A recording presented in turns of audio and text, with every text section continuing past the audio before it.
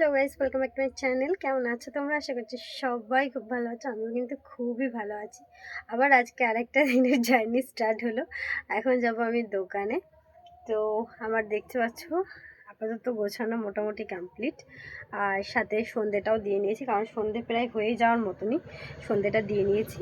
তো এখন আমি বেরোবো। চলো তোমাদেরকে নিয়ে আমি দোকানের দিকে রওনা হই, আর আজকের দোকানে ছোটো মোটো ক্লিপ তোমাদের সাথে শেয়ার করবো। চলো লেটস গো।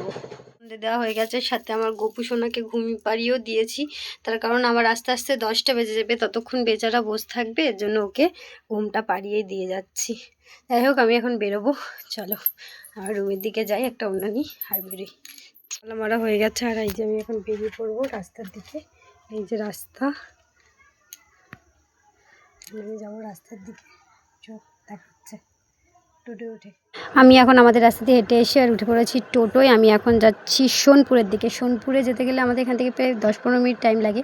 তোমাদেরকে একটা কথা বলি, আমাদের যে রাস্তা দিয়ে আমি হেঁটে আসি, এই রাস্তাটাকে ওই সাইড দিয়ে গেলে আমাদের দোকান অনেক কাছাকাছি, কিন্তু তবুও এই সাইড দিয়ে আমার ঘুরে যেতে হয়। আর এই যে চলে এসেছে আমার দোকানের সামনে। এই যে দোকানটা দেখতে পাচ্ছ, এখন ফাঁকা ময়দান, কারণ দোকানে একটাও কাস্টমার ছিল না যখন আমি আসি, একজনই মতন ছিল। এসে একটু নিজে ফ্রেশ হয়ে নিলাম, আর এখন কাস্টমার এসেছে বলে এই যে আমি এখন পকোড়া ভাজছি, সাথে একটু তোমাদের সাথে শেয়ারও করছি। এটা হচ্ছে চিকেন পকোড়া। একদিনকে তোমাদের সাথে না এই রেসিপিগুলো টুকটাক করে শেয়ার করব। এক দিন এক একটা রেসিপি ইচ্ছা আছে তোমাদের সাথে শেয়ার করব, কিভাবে কি আমরা রেস্টুরেন্টে খাবার তৈরি করি সেগুলো তোমাদের সাথে শেয়ার করব। যদিও এখন কাস্টমারের চাপটা কম আছে বলে ভিডিও করতে অসুবিধা খুব একটা হচ্ছিল না। এই যে আমার বোন নিচেই বসে আছে, আর বিরিয়ানিটা সেদিনকে উঠে গেছিলো বলে বিরিয়ানির হাঁড়িটা ওখানে লাগানো নিয়ে নিলে, ওই জায়গাটাতে বিরিয়ানির হাঁড়িটা লাগানো থাকে। আর আমি যখন গিয়েছি তখনই প্রায় বিরিয়ানি শেষ। আর মেয়ে আজকে সকাল সকাল চলে এসেছিলো, এর জন্য ওর বিকেল থেকে খাওয়া হয়নি। তার জন্য আমাকে ওর বাবা বললো যে একটু খাইয়ে দাও, মেয়েটার না খিদে পেয়ে গেছে। এবার ও পড়ে এসেছে, ওর প্রচণ্ডই খিদে পেয়েছিল, তাই খাইয়ে দিলাম।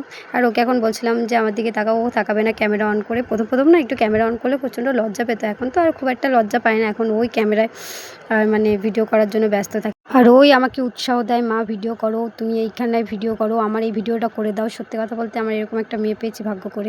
যাই হোক, আজকের ভিডিওটা তোমাদের কেমন লাগলো অবশ্যই কমেন্টে জানিও। নেক্সট ভিডিও দেখা হচ্ছে, টাটা।